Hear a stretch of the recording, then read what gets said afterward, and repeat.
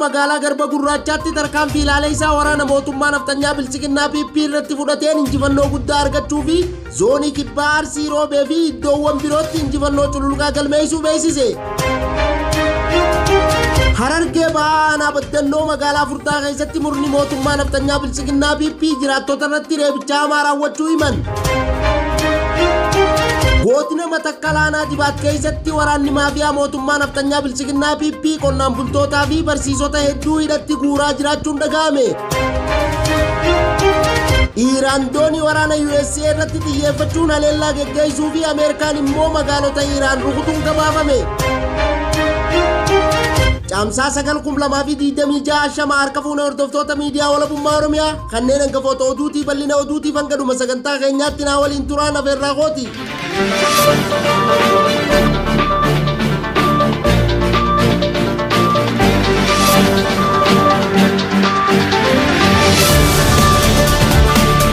Waboon zoonii giddugala Oromiyaa magaalaa Garba Gurraachaatti tarkaanfii ilaalee isaa waraana mootummaa naftanyaa bilchiginnaa PP irratti fudhateen injifannoo guddaa argachuu fi zoonii kibbaa Arsii Roobee fi iddoowwan birootti injifannoo cululuqaa galmeessuu beeksise. Bal'ina oduutiif jaalduniyaan waan qindeeffatte qabdi. Gooftaa maafiyaa mootummaa naftanyaa bilchiginnaa PP kan ta'e irree fi gaachanni uummata Oromoo Waboon zoonii giddugala Oromiyaa godina Shawaa Kaabaa aanaa Kuyyuu ganda Ulaa Goraa iddoo addaa Hindii jedhamtutti ganama har'aa caamsaa 9,2026 tarkaanfii ilaalessaa waraana mootummaa naftanyaa bilchiginnaa PP irratti fudhateen injifannoo argachuu hoogganni Waboo zoonichaa beeksiseera. Tarkaanfii cimaa Waboon ganama kana loltoota mootummaa naftanyaa bilchiginnaa PP irratti fudhateen waraana bilchiginnaa 13 battalatti kan du'an yoo ta'u 8 immoo madoo dandammii hin qabneen adabuu Waboon bakkichaa beeksiseera. Dabalataan loltoota waraana mootummaa naftanyaa bilchiginnaa PP tokko fayyaan qabamuun harka Waboo seenee mirgi booji'amaa eeggamee fi kunuunsii fi tajaajilli barbaachisu taasifamaa fi akka jiru ajajaan Waboo bakkichaa ibsaniiru. Gama meeshaatiin qawwee keemii 7 hidhannoo guutuu waliin gumbii rasaasa 14 rasaasa keemii fi dookumantiiwwan garaagaraa kanneen iccitii keessoo waraana mootummaa naftanyaa bilchiginnaa PP saaxilan dugda diinarraa hiikamuun mooraa qabsoo bilisummaa Oromoof galii taasifameera. Waboon zoonii giddugalaa tarkaanfiiwwan gama hundaan diina irratti fudhatu gara fuula duratti kan duraanii caalaa jabaatee kan itti fufe ta'us addeessaniiru. Bifuma wal fakkaatuun gaachanni sabaa Waboon guyyaa kaleessaa caamsaa 8,2026 zoonii kibba bahaa godina Arsii bahaa aanaa Roobee keessatti loltoota mootummaa naftanyaa bilchiginnaa PP irratti tarkaanfii ilaalessaa fudhateen humna diinaa hedduu du'aa fi madoon adabee mooraa ishees guututti keessaa buqqisuun injifannoo boonsaa argachuu beeksise. Dabalataanis Waboon kibba baha Oromiyaa godina Arsii lixaa aanaa Nageellee keessatti humna waraana mootummaa naftanyaa bilchiginnaa PP irratti tarkaanfii ilaalessaa fudhateen humna loltuu mootummaa naftanyaa bilchiginnaa PP hedduu du'aa fi madoo cimaan adabee qawwee keemii 7 fi meeshaalee waraanaa hedduu irraa hiikuun mooraa qabsoo bilisummaa Oromoof galii taasiseera. Injifannoon uummata Oromootiif qabsoon itti fufaa Oromiyaan biyya. Harargee Bahaa Baddannoo magaalaa Furdaa keessatti murni mootummaa naftanyaa bilchiginnaa PP jiraattota irratti reebicha hamaa raawwachuu himan. Bal'ina oduutiif jaalmagarsaan waan qindeeffate qaba. Godina Harargee Bahaa Baddannoo magaalaa Furdaa keessatti ergamtoonni murna maafiyaa mootummaa naftanyaa PP jiraattota irratti reebicha hamaa raawwachaa jiraachuu jiraattonni magaalichaa miidiyaa walabummaa Oromiyaatti himan. Akka odeeffannoon miidiyaa walabummaa Oromiyaa dhaqqabe ibsutti qonnaan bulaa maqaan isaa Obbo Kadir Aliyyii jedhamu caamsaa 3 bara 2026 jala deemtonni dantaa sabaarraa faayidaa dhuunfaa isaanii dursiifatan gargaarsa raayyaa ittisa impaayeratti kennuu didda jechuun reebicha ulfaataa irratti raawwatanii deemuu jiraattonni magaalichaa miidiyaa walabummaa Oromiyaaf ifoomsaniiru. Maafiyoonni mootummaa naftanyaa bilchiginnaa PP hidhachiisee uummata irratti bobbaase hiraarsaa fi dararaan jiraattota aanichaa irratti raawwatamu jabaatee jiraachuu fi jiraattonni akka itti ba'anii galan dhabuun yaaddoo hamaaf saaxilamanii akka jiranis sodaa qaban ibsaniiru. Godina Matakkalaanaa Dibaat keessatti waraanni maafiyaa mootummaa naftanyaa bilchiginnaa PP qonnaan bultootaa fi barsiisota hedduu hidhatti guuraa jiraachuun dhaga'ame.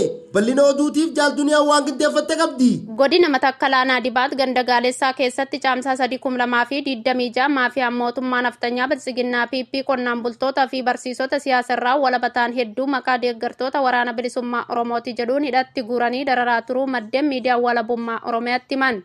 Namoonni caamsaa 3,2026 badii tokko malee hidhaman keessaa kanneen maqaan isaanii nu qaqqabe Obbo Waajjiraa Gurmuu, Obbo Darajjee Baqqalaa, Obbo Dhugaasaa Baqqalaa, Obbo Dammaraa Abbabaa, Obbo Qalbeessaa Waajjiraa, Obbo Atnaafuu Taaddasaa, barsiisaa Abbabaa Waaqtolaa, barsiisaa Zalaalam Ayyaanaa fi namoota biroo baay'inni hedduu ta'an ukkaamsanii hidhuun mana hidhaa keessatti illee dararaa jiraachuu maddi odeeffannoo miidiyaa walabummaa Oromiyaaf gabaasaniiru. Qonnaan bultoonni kunneen hojii qonnaatiin alatti tuttuqqaa qaama siyaasaa kamiyyuu akka hin qabnee fi barsiisonni kunneenis hojii barsiisummaatiin dhaloota qaruu irraa kan hafe badii seeraa tokko hojjetanii kan hin qabne yoo ta'an, waraanni maafiyaa mootummaa naftanyaa Biltsiginnaa PP garuu maqaa isaan hin qabne itti maxxansuun hidhanii hiraarsaa jiraachuu dubbatu.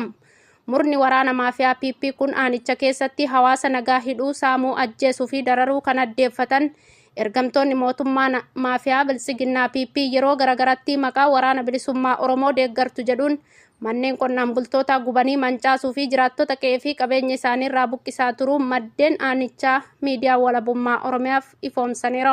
Iraan doonii waraana USA irratti xiyyeeffachuun haleellaa geggeessuu fi Ameerikaan immoo magaalota Iraan rukutuun gabaafame.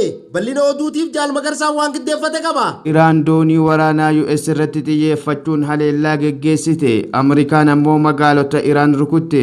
Ajajni giddugaleessaa waraana US humna Ameerikaa haleellaa Iraan sababa tokko malee irratti bante qolachuun haleellaa Iraan wayita humna galaanaa US meeshaa misaa'ila barbadeessu karaa ulaa Hormuz gara galoo galaanaa Oomaanitti caamsaa 7 dabarsaa jiru kan irratti banamedha.